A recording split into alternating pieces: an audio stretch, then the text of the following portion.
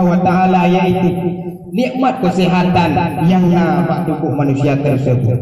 Tapi hanya katanya mentang Nabi kesempatan le Allah tubuh tiga tak ibadah mentang nyoku kesempatan bila mana segala katanya menghadap yaitu Allah Subhanahu wa ta'ala, nyoku amalan-amalan yang sedang katanya di dalam tubuh, nyo amalan yang sedang katanya dalam tubuh.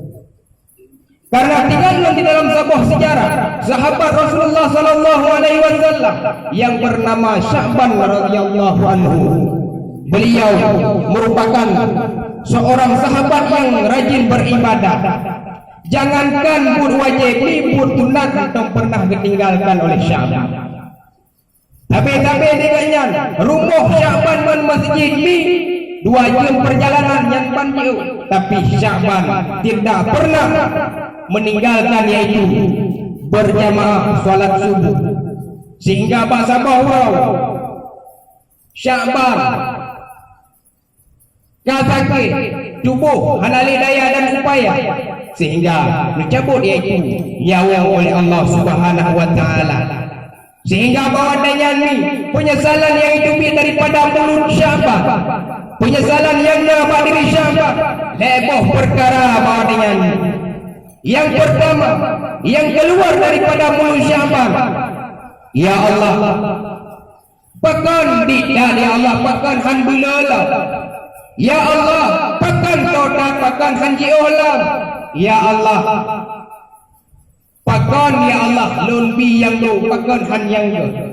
Yang pertama yang keluar daripada mulut Sya'ban, ya Allah pakan di dalam sedekah ya Allah, lundupu duno kelebihan ron ya Allah, sekira lundupu duno kelebihan ron ya Allah, belum sedekah ya Allah.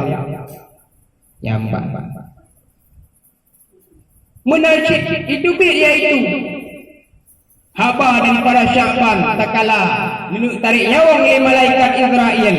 Yang kedua yang keluar daripada mulut Sya'ban, ya Allah pakan yang bro nunjuk pakan han yang yo, sehingga bawa tepak sabahura bawa dengan haimi pernah Sya'ban tersebut nemu sedekah wate nemu sedekah di Sya'bannya kan pakaian yang roh nunjuk kepada fakir miskin tersebut, melainkan pakaian yang bro, sehingga bawa dengan yang penyesalan yang cukup tak raya. Yang terakhir perjalanan Sya'ban tak kala menjelang ibadahnya ngantuk menjadi 2 jam perjalanan